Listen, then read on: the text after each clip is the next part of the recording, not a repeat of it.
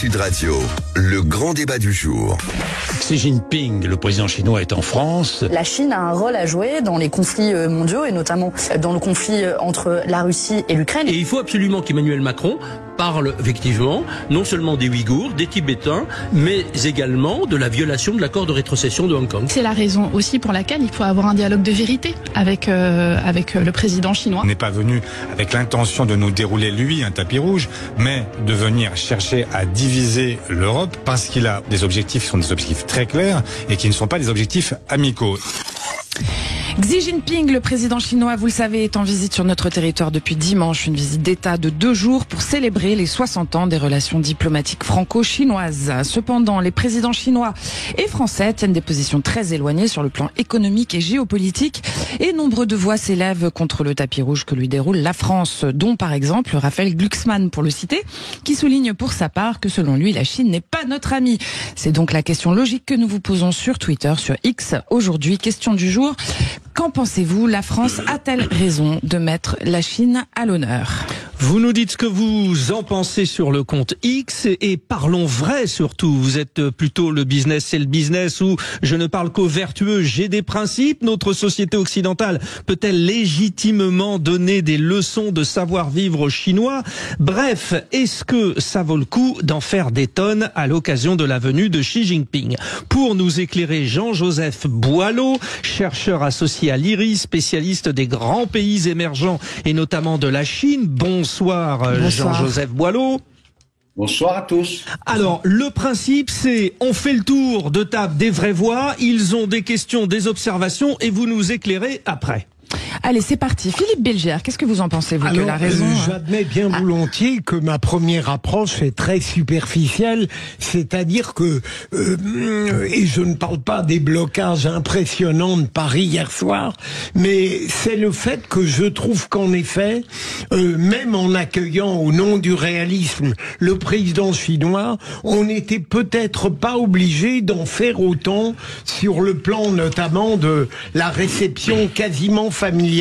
Je sais bien qu'Emmanuel Macron a toujours pensé que sa séduction était telle qu'il pourrait ramener tous les dictateurs dans le droit chemin démocratique. Là, je crois que ça va être très dur. Mais une fois cela dit, je comprends bien la volonté du président Macron de vouloir éventuellement se servir du dictateur chinois pour, par exemple, apaiser, normaliser Poutine, si on peut être naïf une seconde. Et donc, je ne discuterai pas la venue de celui-ci en France, les intérêts économiques que vous avez évoqués, Frédéric, bien sûr, mais je trouve que il a du mal, Emmanuel Macron a trouvé le juste milieu entre un contact à la fois politique et technique et je dirais une forme d'obséquiosité diplomatique. Oui. Françoise de Gaulle. Oui, moi je pense que tout le monde, personne n'est assez fou, d'ailleurs personne ne l'est, pour dire qu'il ne faut pas accueillir la Chine. C'est pour ça que je ne suis pas d'accord avec la question binaire posée par Frédéric Brundel, soit non, c'est entre les deux. Bien sûr que il n'y a aucun pays qui a vocation à se conduire comme une ONG. Et d'ailleurs, aucun des dirigeants ou des candidats ne dit qu'il fallait ne pas accueillir si.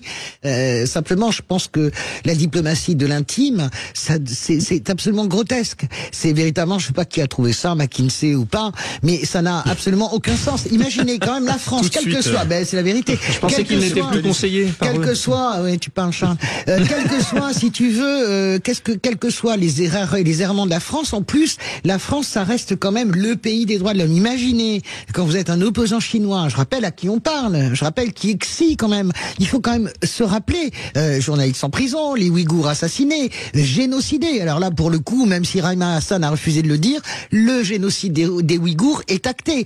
Donc, est-il nécessaire de faire assaut, et je rejoins Philippe là-dessus, en pensant comme Machiavel dans Le Prince, si le prince décide, tout l'univers travaille à sa décision. En passant, comme toujours avec Emmanuel Macron, que tout procède de lui, ça nous a déjà mis dans le mur une fois avec, comment dirais-je, Vladimir Poutine, et on recommence la même chose, parce que la réalité sur ce qu'on a signé hier, alors Xi Jinping c'est un prince rouge, hein, c'est quelqu'un de très cultivé, comme son épouse d'ailleurs, donc et puis c'est quelqu'un en plus de ça qui est très cultivé, c'est l'aristocratie entre guillemets communiste. Mais c'est aussi quelqu'un qui connaît bien la culture européenne, contrairement à ce qu'on dit, la Chine, l'Europe, ça compte pas. Ça n'est pas vrai.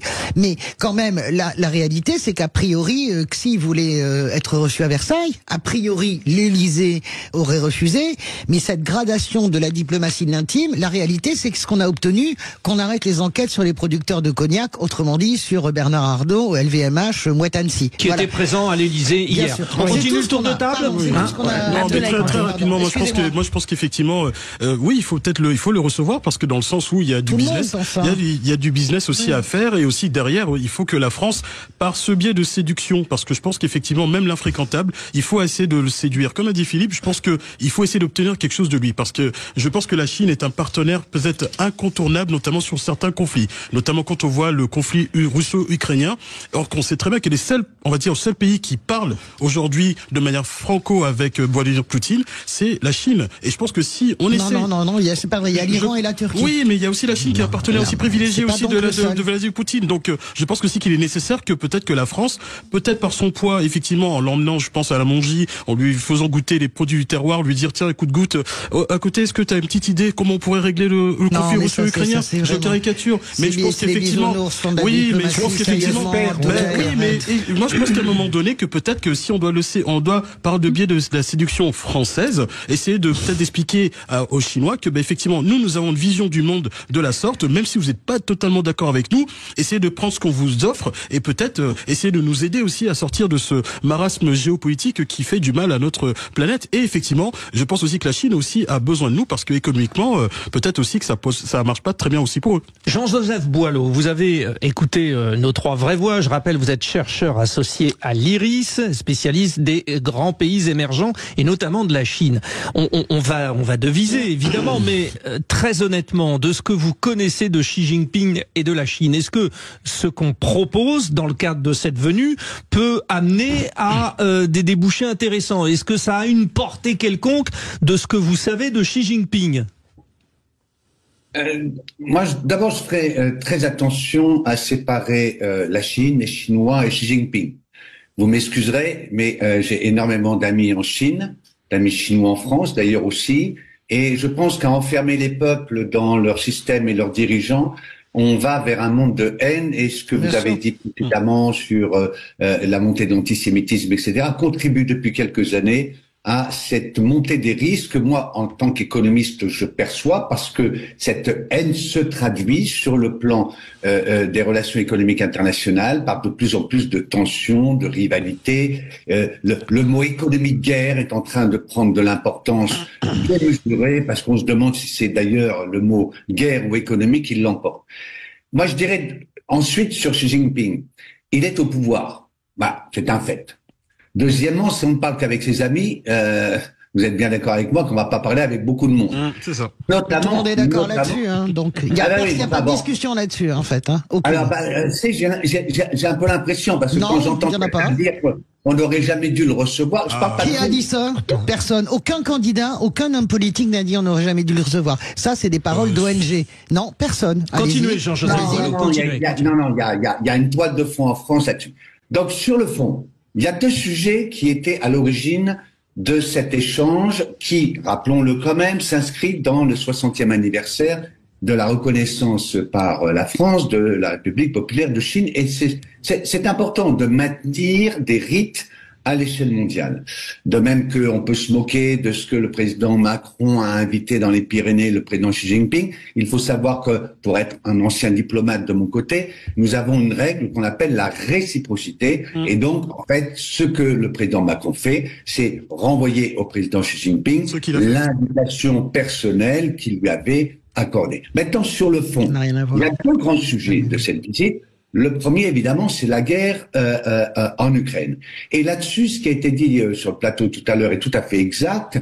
On ne voit pas très bien aujourd'hui une solution sans laquelle la Chine ne sera pas un acteur. Je dis pas majeur nécessairement, mais enfin, par définition. Et donc, il est important que dans le secret aussi des discussions privées, il faut le savoir, c'est important, il y a des choses qu'on se dit et qu'on ne dit pas sur le plan public, il y ait entre le président Xi Jinping et le président français une vraie discussion sur ce que les uns et les autres en pensent. Maintenant, ce sont tous les deux des machiavélistes, donc ils savent très bien ne pas aborder directement des différends, mais le fait est que le sujet a été abordé. Clairement, la France a fait état de sa position, notamment de la menace que Vladimir Poutine fait peser sur l'Europe. Et vous savez comme moi que la Chine n'est pas particulièrement confortable sur la question de la position des Russes, même si elle ne peut pas s'en affranchir. Deuxièmement, sur la question des différends commerciaux, c'est un vrai sujet. Alors je sais que c'est assez amusant de se moquer un peu du cognac, etc. Mais enfin, la réalité est que la France importe 80 milliards, enfin les Français importent 80 milliards de dollars, n'exportent que 30 milliards à peu près vers la Chine, et donc il y a un déficit béant. Donc il fallait bien aborder le sujet. Et la façon de l'aborder, à mon avis, est pas complètement idiote. Elle est, comme toujours dans ce genre de négociation où il faut trouver des compromis, bien faire sentir au président chinois que aujourd'hui le dumping, notamment sur les voitures industrielles, électriques, etc., pose problème en Europe et qu'il est donc, il lui a dit clairement que la France était du côté de ceux qui souhaitent aujourd'hui prendre des décisions contre le dumping chinois. Et en même temps, le président chinois, il faut l'écouter quand même, a pu aussi dire un peu quel était son point de vue. Alors, le cognac, c'est pas le cognac, c'est bien au-delà du cognac. C'est moi. Mais on est, mais bien sûr, mais excusez-moi, mais moi, pardon de vous interrompre parce que c'est un espèce de personne ne dit que c'est dérisoire, mais pardonnez-moi de vous expliquer. Vous pensez-vous, en 5 anciens diplomates, vous savez, dans une autre vie, moi j'ai travaillé à l'ouverture du port chinois au ministère de l'Agriculture, donc je crois savoir aussi à peu près de quoi je parle. Vous croyez vraiment que une discussion entre Emmanuel Macron en tête-à-tête sur l'influence sur la Russie, au point où nous en sommes sur l'histoire, peut changer quelque chose? Vous ne pouvez pas affirmer ça, ça n'est pas vrai. Ça n'est pas vrai pour 1000 raisons d'ailleurs. Xi demain sera en Serbie et en Hongrie et rassurera. Vous savez très bien que Xi Jinping, et vous dites obligé, il n'est pas du tout ficelé parce que son relation avec la Russie, il n'est pas ficelé. Il est au contraire, il est en train, au contraire, comment dirais-je, de mettre la main sur la Russie. Qui peut discuter aujourd'hui concrètement avec la Russie aujourd'hui? C'est qu'aujourd'hui, il a des partenaires privilégiés. Je pose la question. Excusez-moi, les Prévoix, je voudrais justement relancer Philippe Bilger là-dessus, sur le rapport de la Chine et de la Russie. Emmanuel Macron a tout de même salué les engagements chinois à s'abstenir de vendre toute arme et toute aide à Moscou, puisqu'il a ajouté qu'il respecte les liens anciens qui unissent la Chine à la Russie, Philippe Bilger. En tentant de répondre à vos questions, Judith, je voulais demander à monsieur Boileau, au fond, j'ai lu une lettre au président écrite par Raphaël Glucksmann aujourd'hui. Il indique que lui, il aurait une position réaliste en instaurant un rapport de force avec le président chinois. Est-ce que d'abord la France peut avoir une telle attitude et comme le dit Françoise, est-ce qu'elle peut avoir le moindre effet alors qu'il y a une disproportion absolue dans beaucoup de secteurs entre la Chine et la France? Jean-Joseph Boileau. Écoutez, les visites traduisent un rapport de force. Et les rapports de force se construisent avant, pas après.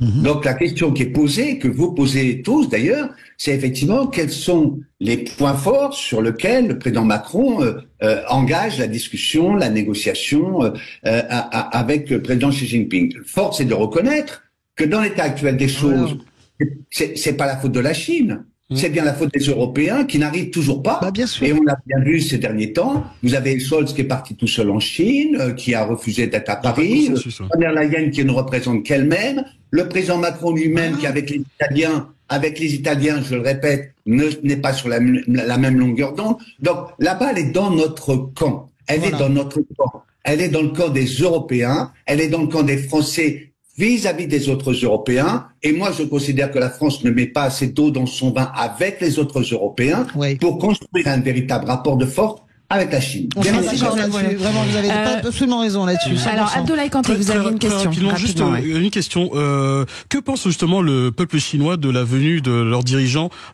qui fait une tournée européenne? Qu'est-ce qu'ils en pensent en fait? Parce que je pense qu'effectivement, est-ce que c'est peut-être un espoir pour plus d'ouverture pour ce peuple, ou est-ce que ils voient ça comme une tournée, comme d'habitude le dirigeant y va, mais pour leur quotidien ça ne change pas? Rapidement, s'il vous plaît. Non, ça change, c'est très important. Il faut bien comprendre ce qui se passe en Chine. On ne parle jamais de ces gens-là. C'est ça, c'est pour ça que je posais la question. Mais bien sûr, c'est une vraie question. Vouloir enfermer désormais le monde dans chaque prison, à mon avis, ça ne va pas. Hein. Il faut essayer au maximum. Bon, et ce que je sais, c'est que les Chinois ne sont pas particulièrement très satisfaits de leur régime. Ils s'en satisfont d'une certaine façon, mais surtout ils veulent un monde ouvert. Vous avez des tas de petites vidéos aujourd'hui sur TikTok, mais aussi d'ailleurs sur YouTube, de Chinois journalistes qui se baladaient dans Paris et racontaient un peu la vie parisienne. Il faut maintenir ce dialogue des peuples, c'est indispensable. Bien sûr. Enfin, je voudrais terminer sur ce que je disais tout à l'heure à propos du rapport de force. Françoise, vous avez tout à fait raison. Qu'est-ce que le président Macron peut arriver à obtenir de Xi Jinping? Tout seul, c'est impossible. La question à poser, c'est l'inverse. S'il n'y avait pas ce genre de visite, est-ce que ça fait avancer ou pas le Schwimblik? Alors, et la question est posée. C'est très bien. Que disent les auditeurs? Les auditeurs, ils disent à 51% que la France en fait trop, hein, effectivement. Donc c'est pas tout à fait. À 51-49, oui, c'est voilà, pas énorme. C'est pas énorme, exactement. Juste une réaction d'Emmanuel depuis Suresnes au 0826 300 300. Un mot, ça vous inspire quoi, Emmanuel? Ça m'inspire que je trouve absolument incroyable qu'après s'être lié pieds et poings à Poutine avec le gaz, on fasse aujourd'hui la même chose avec un autre continuateur de dictateur communiste qui s'appelle Xi Jinping et qui il commercialise 90% des terres rares. Ils ont le quasi-monopole actuellement du raffinage. Ces terres rares, elles sont utilisées dans énormément de domaines, l'aéronautique et surtout pour tout ce qui est aimant, donc tout ce qui est voiture électrique. C'est absolument hallucinant que l'Europe s'obstine à vouloir faire rouler tout le monde en voiture électrique. Ça consiste à dire, très bien, c'est super, pour rouler demain, on va être dépendant des Chinois. C'est de la folie furieuse. Oh, bien vu, Emmanuel. Merci, vous restez avec nous, hein. On vous sollicite dans un instant. Merci Jean-Joseph Boileau. Je rappelle que vous êtes chercheur associé à l'IRIS, spécialiste des grands pays émergents et notamment de la Chine. On aurait pu continuer cette discussion passionnante longtemps. 3 heures. Mais on est obligé de se quitter. Vous restez